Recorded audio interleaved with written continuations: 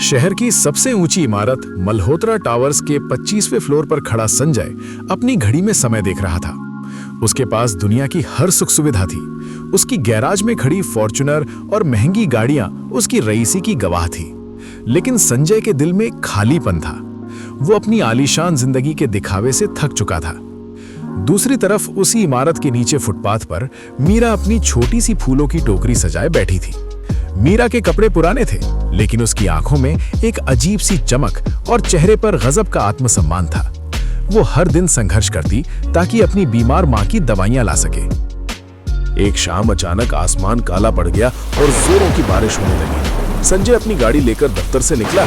जैसे ही उसकी गाड़ी एक मोड़ पर मुड़ी, टायर से उड़कर कीचड़ सीधे मीरा की टोकरी और उसके चेहरे पर गिरा। संजय ने तुरंत ब्रेक लगाए। वो गाड़ी से उतरा और मीरा की तरफ बढ़ा। उसने सोचा था कि लड़की उस पर चिल्लाएगी या पैसे मांगेगी, लेकिन मीरा चुपचाप अपने चेहरे से कीचड़ पोंछ रही थी और अपनी खराब हुई टोकरी को देख रही थी। मैं बहुत शर्मिंदा हूँ, मेरा ध्यान नहीं गया। लीजिए, ये 5000 रुपए रखिए और नई टोकरी ले आइए, संजय ने अपना बटुआ निकालते हुए कहा। मीरा ने उसकी तरफ देखा। उसकी आंखों में गुस्सा नहीं, बल्कि एक ठंडी गरिमा थी। उसने पैसे नहीं लिए। साहब, कीचड़ टायरों से उड़ा था, आपकी नीयत से नहीं। मुझे आपकी हमदर्दी चाहिए, खैरात नहीं। मेरी मेहनत की कमाई चली गई, उसका दुख है, पर आपके पैसों से वो दर्द कम नहीं होगा। संजय दंग रह गया। पहली बार किसी ने उसकी दौलत को ठुकराया था। उस दिन के बाद संजय का दिल वहीं फुटपाथ पर अटक गया। वो रोज मीरा से फूल खरीदने के बहाने जाने लगा। कभी वो उसे चाय के लिए पूछता, तो कभी उसके घर के बारे में बातें करता। धीरे धीरे उसे पता चला कि मीरा एक शिक्षित लड़की है, लेकिन हालातों ने उसे यहाँ ला खड़ा किया है। संजय को मीरा की सादगी से प्यार हो गया। उसे समझ आया कि असली सुकून मखमली बिस्तरों में नहीं, बल्कि मीरा के साथ उस टूटी बेंच पर बैठकर चाय पीने में है। एक दिन संजय ने हिम्मत जुटाकर कह दिया, मीरा, क्या तुम इस अमीर लड़के के गरीब दिल में रहोगी? मीरा की आंखों में आंसू आ गए। उसने कहा, संजय, हमारी दुनिया अलग है। आपके घर वाले मुझे कभी स्वीकार नहीं करेंगे। जब संजय के पिता मिस्टर मल्होत्रा को इस बात का पता चला, तो जैसे पहाड़ टूट पड़ा। उन्होंने मीरा को अपने दफ्तर बुलाया। टेबल पर नोटों की गड्डियां फेंकते हुए उन्होंने कहा, कितनी कीमत है तुम्हारे इस नाटक की? ये लो 50 लाख और मेरे बेटे की जिंदगी से निकल जाओ। मीरा ने उन नोटों को छुआ तक नहीं। उसने शांति से कहा, मल्होत्रा साहब, आपने अपनी पूरी जिंदगी सिर्फ दौलत कमाई है। शायद इसीलिए आपको हर चीज की कीमत दिखती है, कदर नहीं। आपका बेटा हीरा है और हीरा बिकता नहीं है। जब संजय घर पहुंचा और उसे इस अपमान का पता चला, तो उसने एक बड़ा फैसला लिया।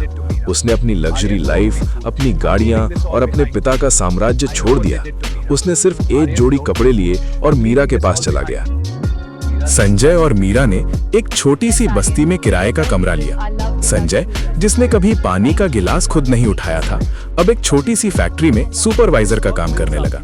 मीरा ने भी एक स्कूल में पढ़ाना शुरू किया। शुरुआत में बहुत मुश्किलें आईं। कभी खाने को पैसे नहीं होते, तो कभी बीमारी घेर लेती, लेकिन दोनों का साथ पत्थर जैसा मजबूत था। संजय ने अपनी मेहनत से एक छोटा सा स्टार्टअप शुरू किया। उसने दिन रात एक कर दिए।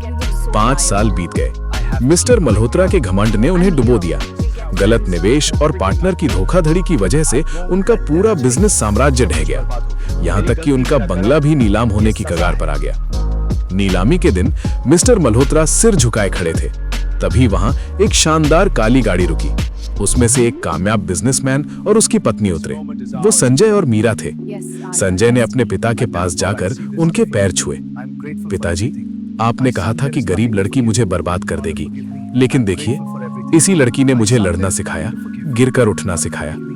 आज जो कुछ भी मैंने बनाया है, वो मीरा की वजह से है। मीरा ने नीलामी के कागजात फाड़ते हुए कहा, बाबूजी, ये घर आपका ही रहेगा।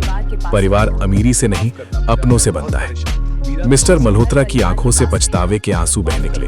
उन्हें समझ आ गया कि इंसान की औकात उसके पैसों से नहीं, उसके संस्कारों से मापी जाती है।